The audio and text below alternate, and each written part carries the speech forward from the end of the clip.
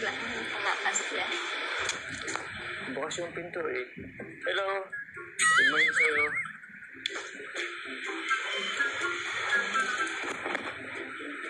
Ayos ka lang ba? Parang galit ka ba? Kaya, Kilala kita eh.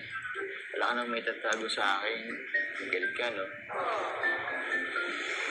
bakit tulad mo ba okay na tayo? Ano ba yung sa kagabi? Ba, sinabi ko naman.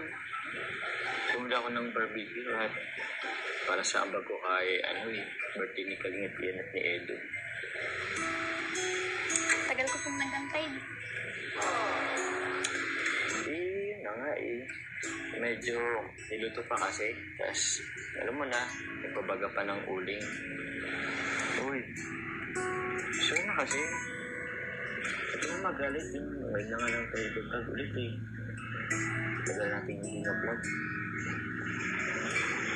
Sorry na kasi eh.